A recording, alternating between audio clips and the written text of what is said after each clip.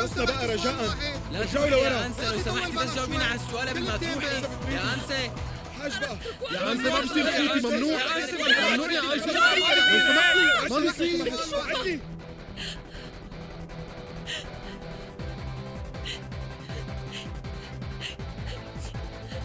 شوريا شوريا وينك انت؟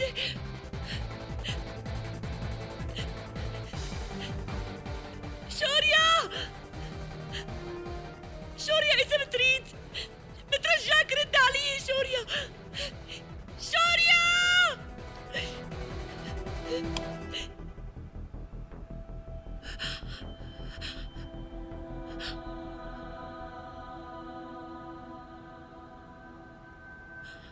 شوريا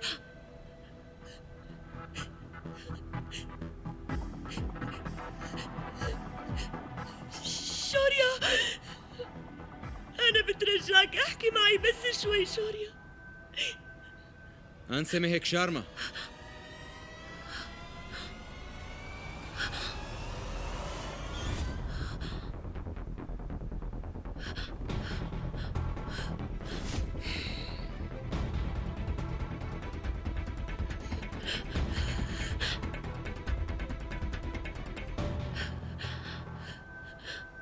هلأ في حال أنا كنت رح أتزوجك، هالشي بيعني إنك رح تدخلي على مطعمي ومن دون ما تاخدي إذن كمان؟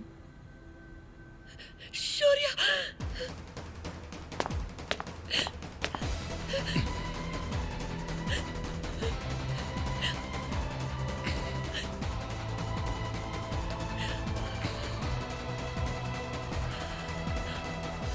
شوريا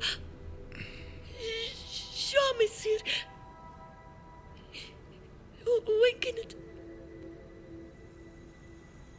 ليش أنتي ما بتعرفي؟ شوفي أنا رح أفتتح مطعمي.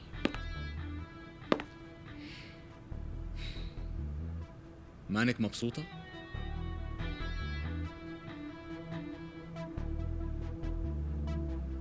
أنا صرفت مصاري كتير وأنتي مانك مبسوطة رغم كل شي أنا ساويته.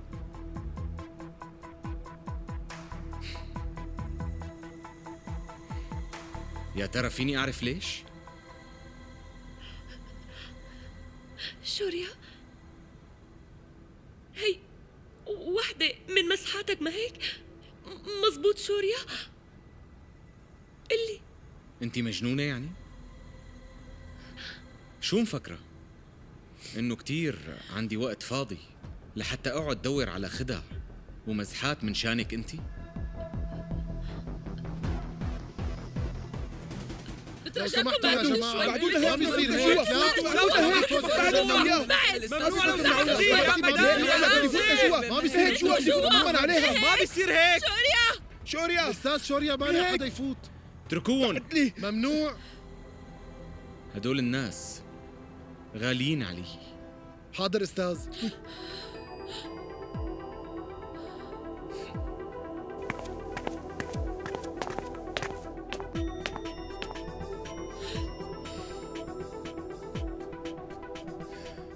أهلين خالتي. أهلا وسهلا عمي. خالتي كيف حالك؟ منيح انكم اجيتوا لأنه كنت بدي خبر مهك قصة مهمة. هلأ صار فيني احكيها لأنه انتوا ثلاثة موجودين. بتعرفوا انه أنا ما بحب أعيد وكرر الحكي. خلصني احكي شو القصة. رح أحكي لكم قصة الأمير مع الفتاة العادية. الأمير كان شخص أنيق ناجح وطموح وشغيل كمان. أما الفتاة كانت بنت مجنونة وسخيفة ومملة وكمان كانت سمينة شوي. بس هي كان عندها موهبة إنه كانت طباخة شاطرة، لأنه كان عندها صندوق فيه كنز.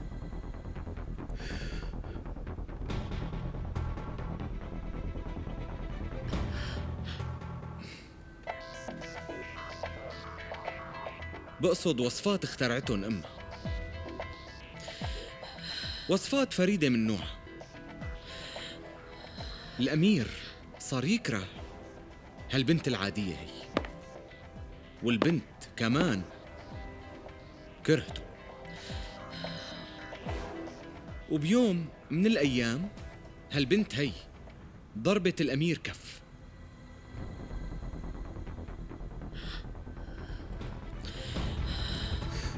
بس لو الأمير كان بده كان بيقدر ببساطة فوراً يدمر عيلتها، وخلال دقيقة واحدة.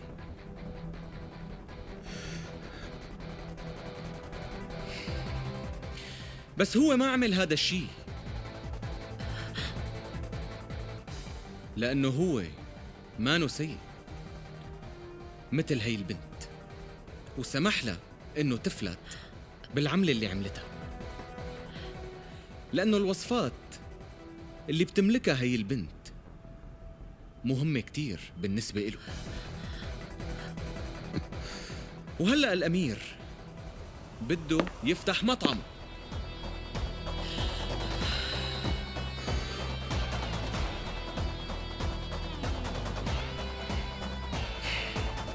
ونجحت.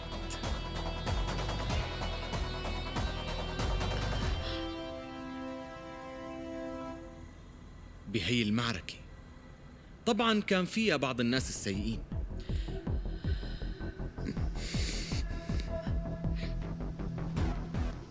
كيدي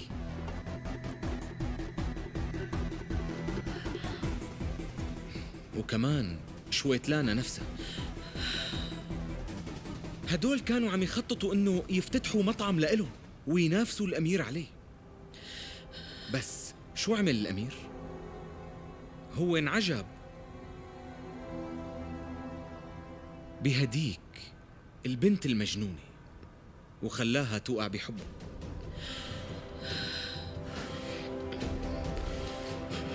وحتى وعد البنت انه يتزوجها، هيك قدر يحصل عليهم.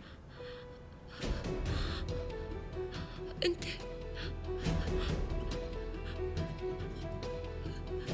عملت كل هذا بس مشان الوصفات يعني؟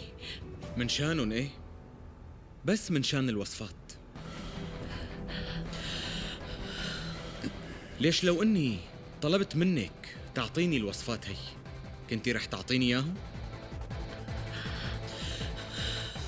ما هيك شارمة، انتي من زمان ضربتيني كف، بتتذكري؟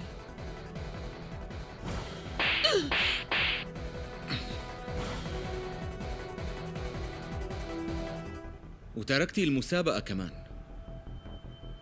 تذكري منيح. اسمعني بس، أنا رح انسحب من المسابقة تبعكم. حتى أكون صريح معك، أنا ما كنت مهتم فيكي بالمرة.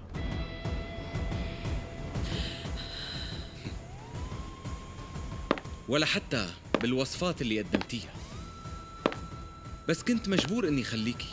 المستثمرين كانوا كتير عنيدين، هنن اللي أصروا اترك مهك بالبرنامج. إذا بدك نكمل سيد شوريا فورا لازم تروح وتعتذر من مهيك شارما، وإلا كل شي بينتهي. لهذا السبب أنا قررت إني أعتذر منك وقدام كل العالم، وكسبت ثقتك فيني. أنا بعتذر منك من كل قلبي على أخطائي، بترجاكي إنك تسامحيني، بترجاكي تسامحيني. أنا فكرت إني بهالحركة رح أكسب ثقتك مباشرة، ورح يكون فيني أعرض عليكي شغل. بس انضميتي لشركة كيدي قبل ما أعمل أي شيء. بس أنا كنت مستعدة إني أرفض العرض تبع كيدي وأجي أشتغل بمطعمك أنت. بعرف هالشي، بس بعدين فكرت إني أعمل خطة تانية، إنك تشتغلي لصالح كيدي. هاي من جهة، ومن جهة تانية انتقلت على بيتكم وحاولت أحصل على كتاب الوصفات. حتى كل الأطباق يلي عملتهم مهك بالمسابقة كمان مكتوبين فيه.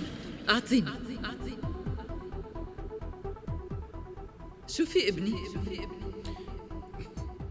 ولا شيء خالتي.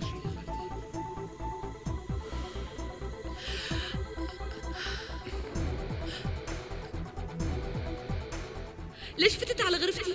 انت شو عم تخبي وراك؟ ولا شيء. شو بخبي؟ ورجيني.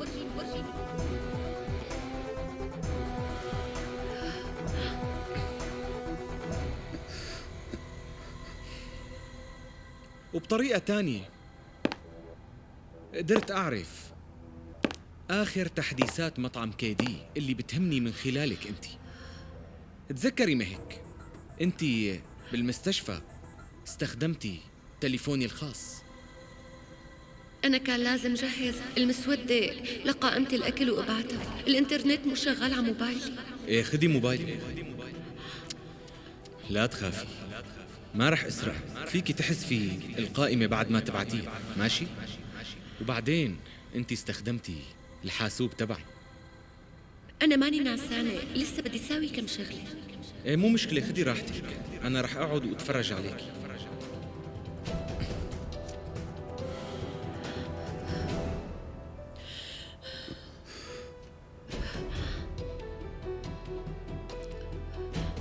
وهيك المعلومات الخاصة بمطعم كيدي صارت كلياتها عندي.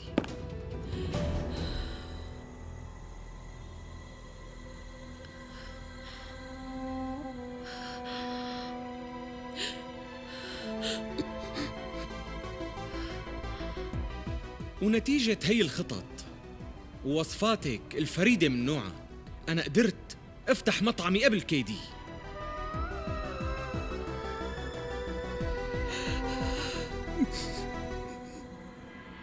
في مثل بيقولوه: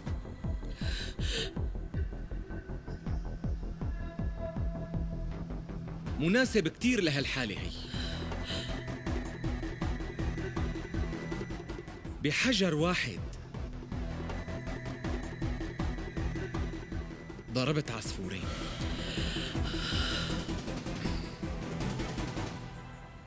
يا غشاش، انت خططت وعملت كل هاي المسرحية ودمرت حياة بنتنا بكل بساطة بس مشان مصالحك.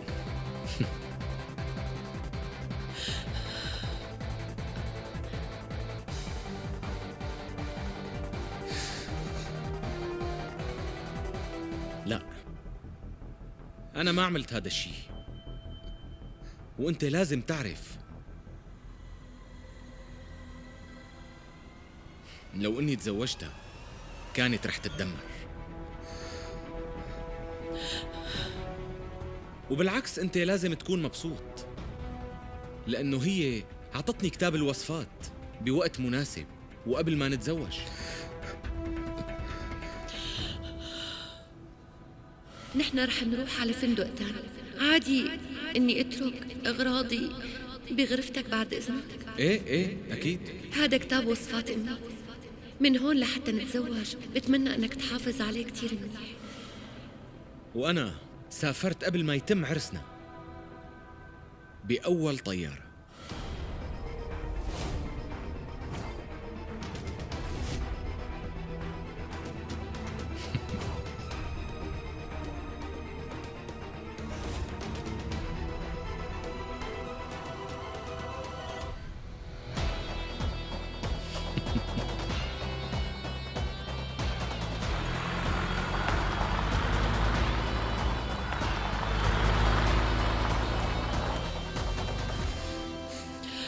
وجبت براءة اختراع بهي الوصفات.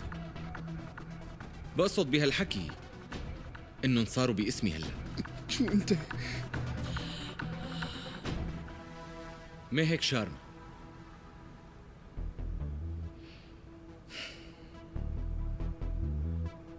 مهك شارما، لما كنتي متحمسة لعمل كل التحضيرات الخاصة بعرسك الضخم، أنا كنت عم خطط إني أفتح مطعمي الخاص.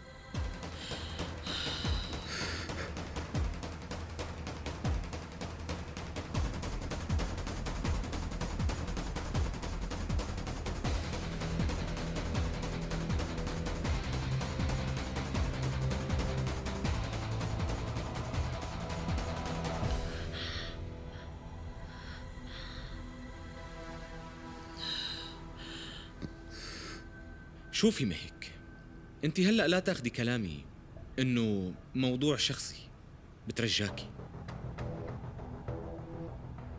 لأنه انت إنسانة منيحة، بالإضافة لأنك أفضل طباخة عرفتها، وبعرف قديش موهوبة. على فكرة إلها مستقبل مشرق، صدقوني. بس أنا ما بدي إياكم تحملوا بقلوبكم الكبيرة مشاعر كره ضدي. شوفوا، أنا رجل أعمال، وعملت كل اللي عملته بمقدرة ومهارة رجال الأعمال، بس بحب لكم بما أني رجل أعمال جيد مستعد أدفع مبلغ كتير مرتب من شان وصفاتكم هي.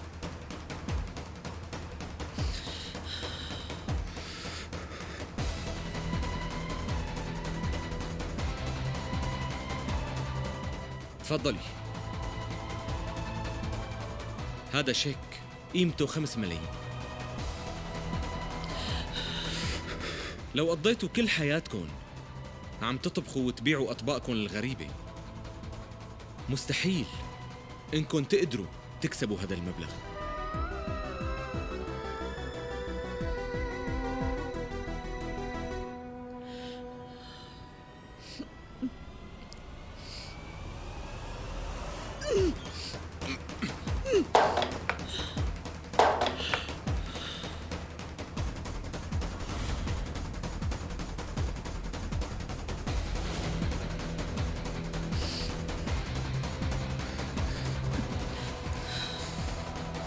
لك نحن اعتبرناك واحد من أولادنا، بس أنت شو عملت؟ ضحكت علينا وخنتنا، ليش؟ بس حتى تكسب المال والشهرة؟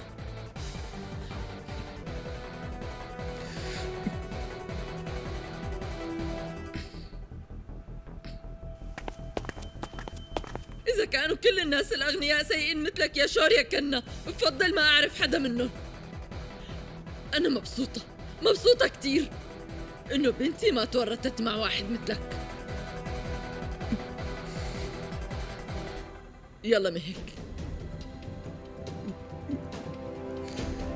يلا بنتي.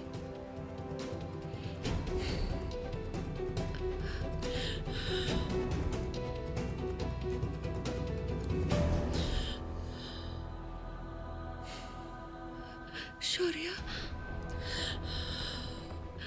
بس مرة لو سألتني عن كتابي بس مرة.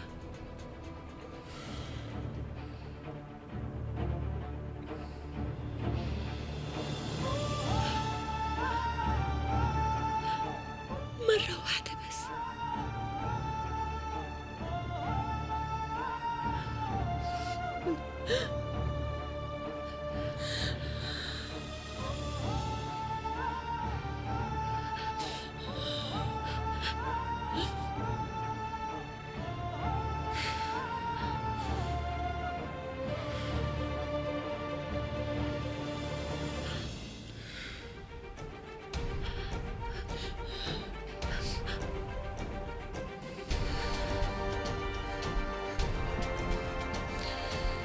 امشي بنتي، امشي،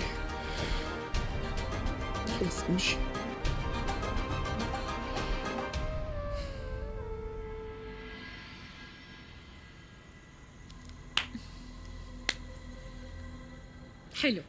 حلو كتير عن جد.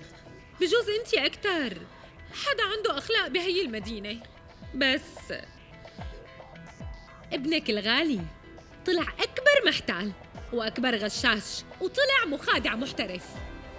شو قلتيلي من قبل؟ كانت أكتر مرة بتبالغي فيها. انتي قلتيلي شوريا ومهك رح يعملوا شي مهم. رح نحكي كتير بهالشي لما يرجع شوريا. بالمناسبة الكفية اللي ضربتيني اياه ما رح انساه بحياتي. في عندك شي تقولي؟ احكي، ليش ساكتة؟ ما شفتي بعينك ابنك المحتال المخادع شو سوا فينا كلنا؟ كنتي دائما تعتبريني انا وسانجي اكبر محتالين بهالدنيا، بس اليوم ابنك هاد اثبت العكس تماما.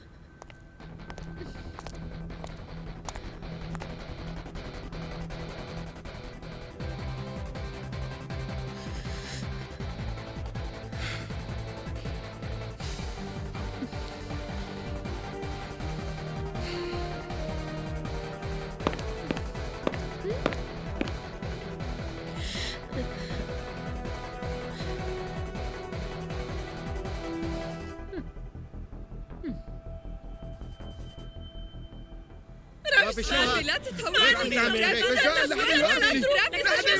رد عليكم. ما بدي اهدى، اتركوني.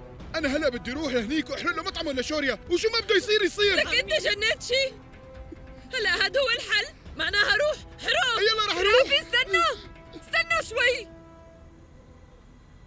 اهتم فينا بالاول بعدين بالناس. امي لا توقفينا اليوم ابدا، خلينا نروح وما بيهمني اذا انحبسنا، بس ما رح نرتاح لحتى ننهي شوريا كنا من الضرب. يلا عمي يلا نروح. لك شو عم تعمل يا جنيتو؟ يا ولد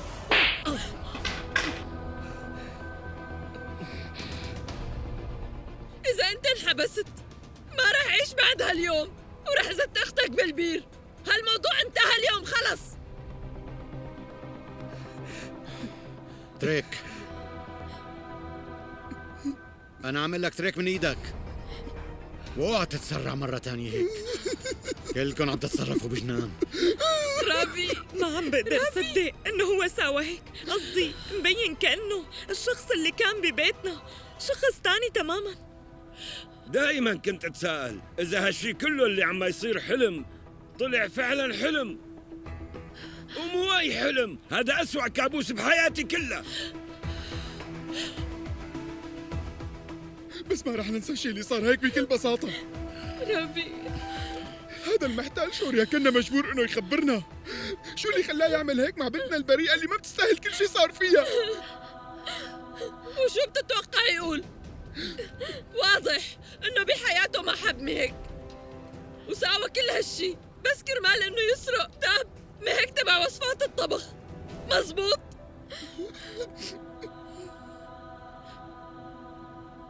اسمع، اكيد نحن انأذينا وتعبنا من شخص وثقنا فيه كل هالثقة، بس صب الزيت على النار رح يصعب الامور اكثر.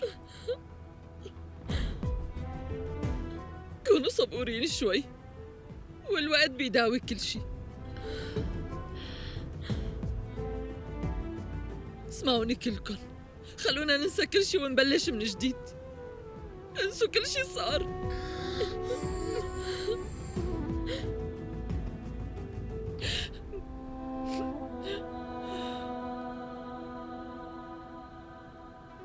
ما رح خلي أي شيء غلط يصير. لازم توثقي فيني لأني رح ضل معك. أنا بوعدك. ما بقي غير ليلة ورح نتزوج. ما رح تكوني بعد هلا إلا جنبي.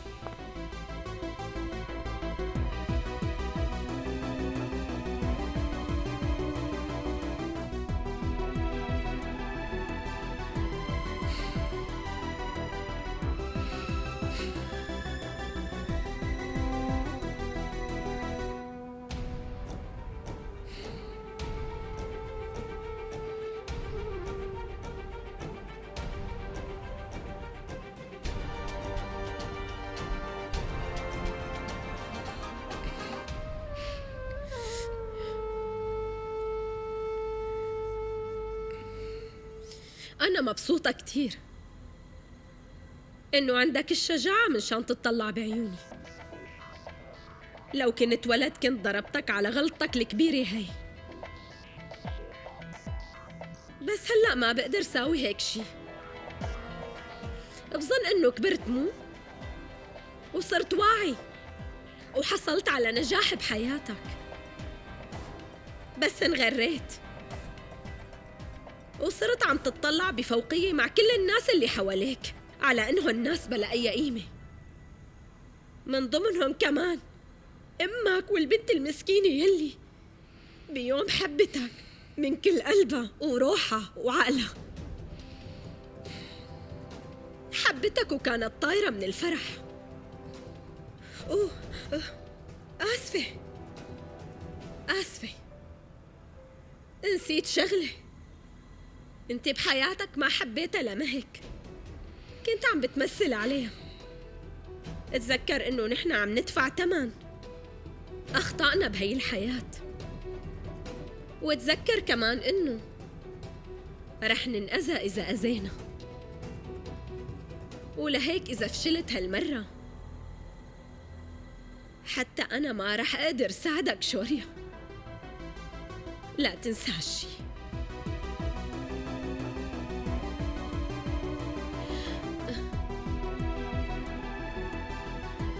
يلا كل هالحلويات. مو انت نجحت وفتحت مطعم جديد؟ ألف مبروك إلك. كل يلا.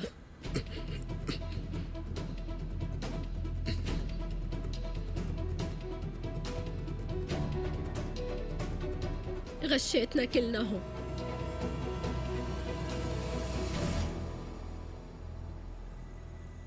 أفارا؟ نعم مدام. بدي هالصور اللي على الحيط تتاخد على غرفة المستودع فورا، ما بقى إلهن أي حاجة بالغرفة.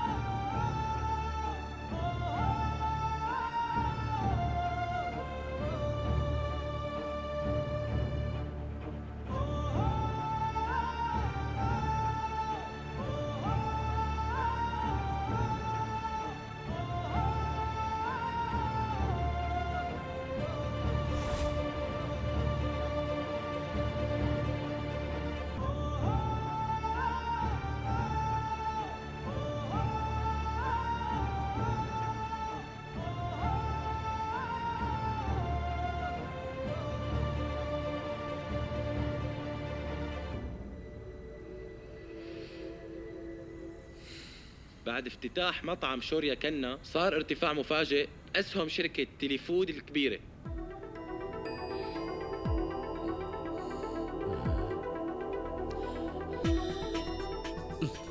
بعد ما انفقد الصناعي المشهور شوريا كنا، كل الإشاعات كانت عم تقول بأنه كان مخطوف أو ميت، بس هو بالحقيقة كان مسافر.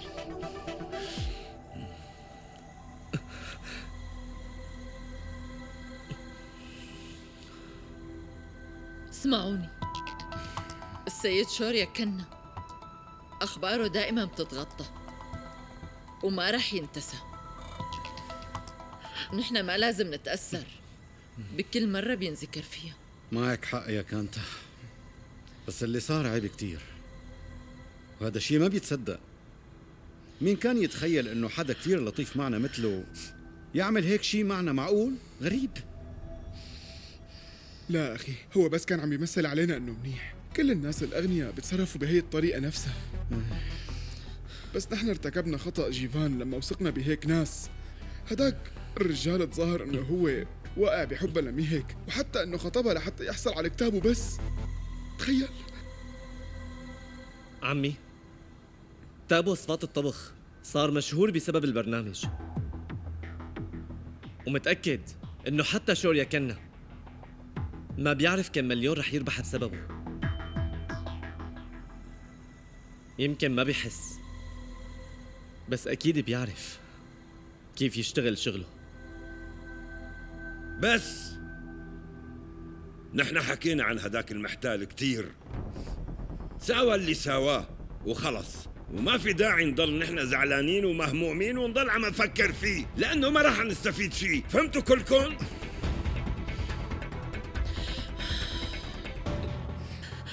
بنتي وين رايحة؟ مهك وقفي، بدك مساعدة؟ لا عمي، أنا ما رح طول.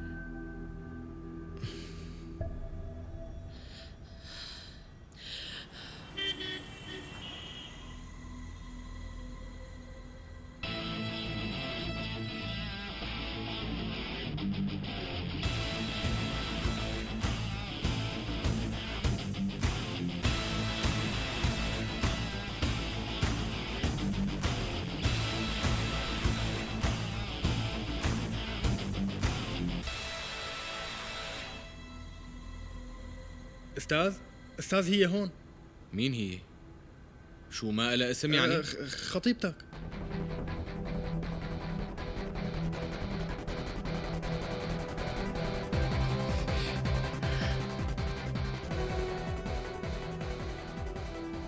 هاي عادتك انه تقتحمي بيوت العالم يا انسة مهك شارما، بس لازم يكون عندك شوية خجل برأيي. مع اني اهنتك انت رجعتي على بيتي، خلي عندك شوية كرامة بس على القليلة.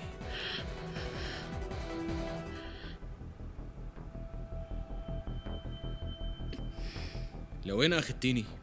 مشان نحكي.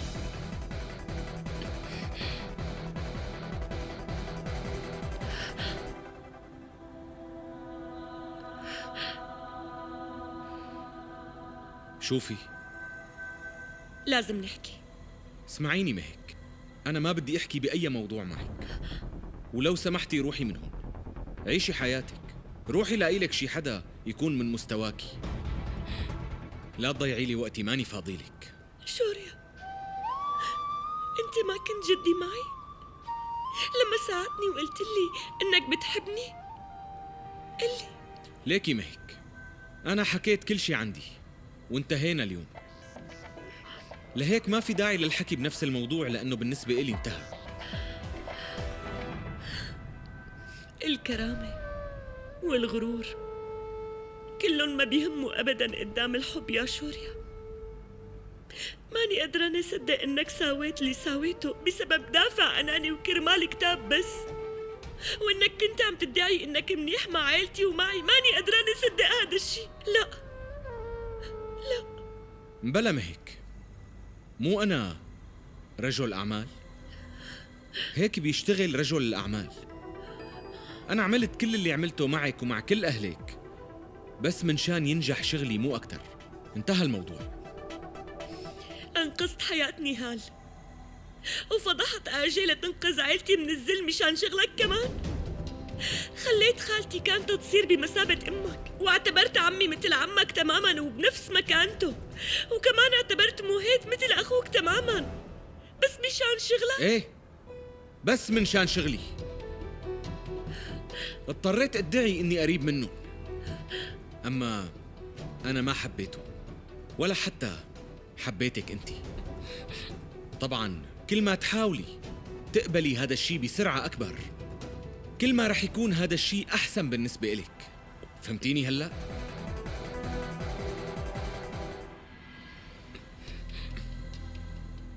أنت أنقذت موهيت من الحريق وأنقذتني كمان. جاوبني، كل هاد مشان شغلك تماماً. والكلب بندورة مشان شغلك. إيه طبعاً. انت قضيت معي وقت كتير طويل ووعدتني بكتير شغلات وقلت لي بحبك مشان شغلك. إيه مهك، من شان الشغل وبس. وخطبتني لقيت مكان الحفلة مثل الخيال. كل هاد مشان شغلك. وعدتني انك رح تخليني مبسوطة كل حياتي،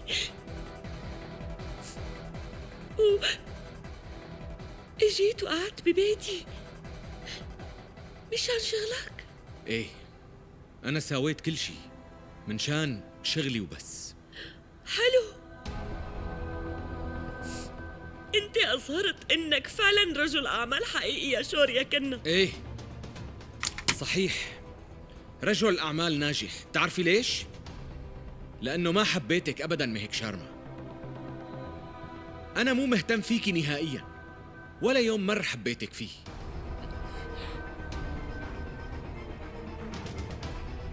لهيك روحي على مصح الامراض العقليه وتعالجي هنيك، والمصاريف كلياتها على حسابي، أنا بدفعها.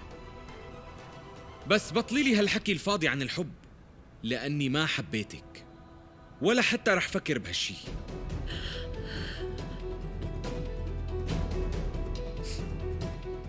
أنا ما حبيتك ولا رح حبك، لا مبارح ولا بكرة. عم تفهمي علي مهك شارما؟ أنا ما بحبك.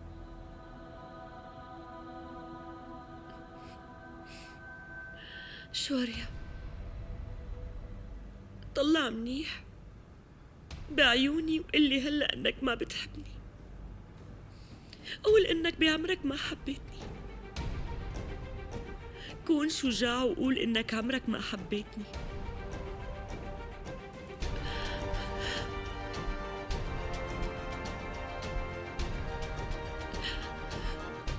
قول.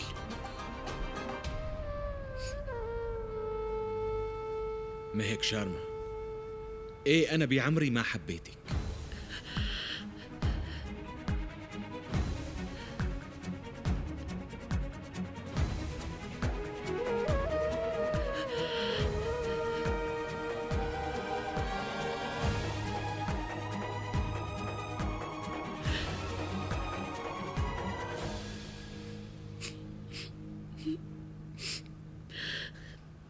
شوريا، مو انت اللي قلت لي انه العيون بحياتها ما بتكذب؟ فكر مرتين قبل ما تحكي شي مانك مقتنع فيه.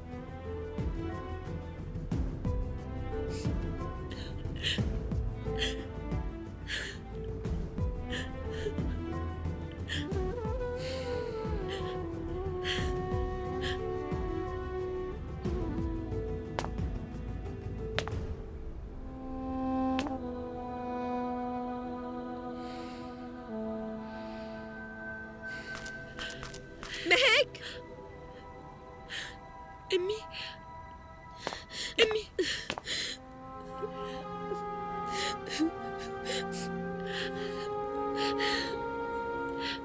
طمنيني عنك.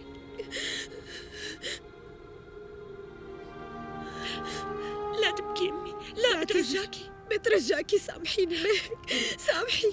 خلص امي، خلص. لا تتصرفي هيك مرة تانية، ايه؟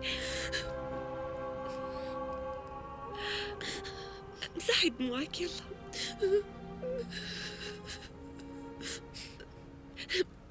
بدي خبرك شغلة.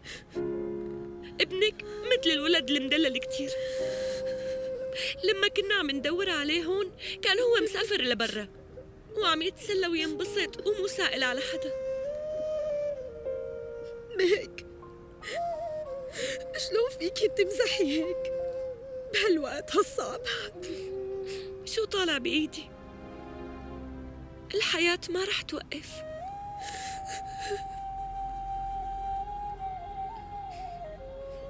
أنا أكيد عم توجع كتير، بس ما فقدت الأمل.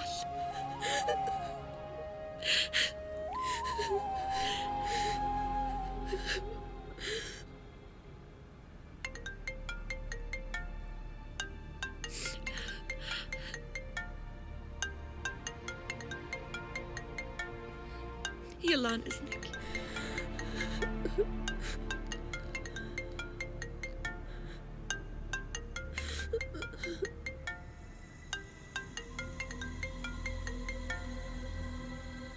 أيوة. كيدي معك. أنا عانيت كتير بسببك أنت وبسبب خطيبتك، وهلأ مهك رح تدفع الثمن غالي كتير. شوف الأخبار بعد كم دقيقة.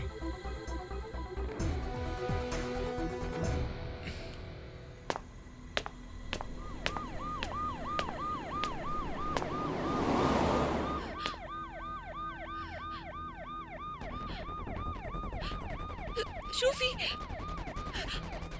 أنسة مهك شارمة، أنت معتقلة. كيدي رفع دعوة عليك لأنك خرقتي العقد وسربتي كل المعلومات السرية الخاصة بمجال المطعم تبعه، لهيك هلأ تفضلي معنا.